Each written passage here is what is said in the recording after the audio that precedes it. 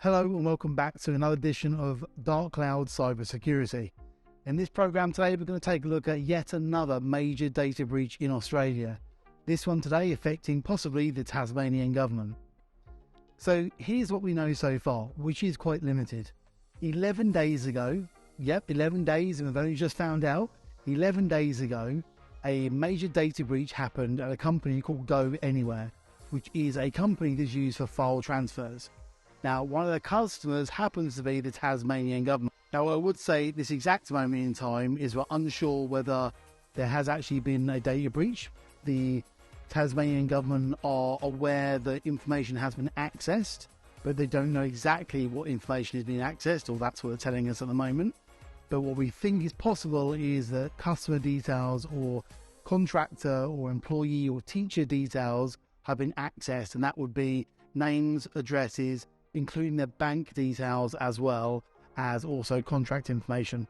The Tasmanian government came out and said that this is an ongoing investigation, and from the sounds of it, if you're asking me, it sounds like really no one's quite sure what's going on. The Australian Cybersecurity Centre is currently investigating the data breach, with this now coming along with the Latitude Finance hack that happened a couple of weeks ago, which was on the back of the Optus and Medibank breaches as well, is yet another example of a very, very serious data breach where not just customers' personal information has been accessed, but also possibly bank details as well.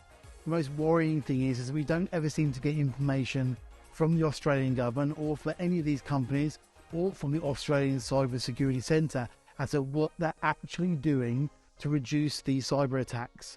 That's now 4 or 5 major cyber attacks that's happened in this country over the last 9 months. Just like the Latitude attack, this seems like it was a breach that's come via a third-party application. So this is an example, again, like the Latitude Finance hack, where a third-party company that's contracted or being used by the main provider, Latitude in the previous example, and in this case the Tasmanian government, where they have lost data because of another partner.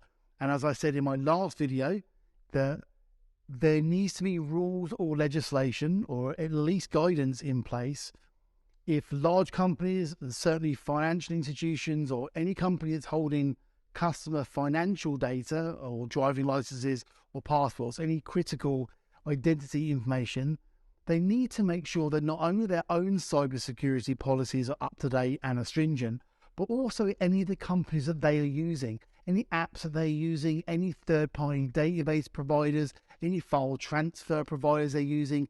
Every one of these third-party companies needs to have top-notch cybersecurity in line with the main providers as well. Otherwise, we're just going to continue to see these hacks over and over again. So I'm very interested in this information. I'm going to keep an eye on this story. I'll post any updates as and when they come up. So please make sure you subscribe to this channel, and I'll see you in the next video. Bye-bye.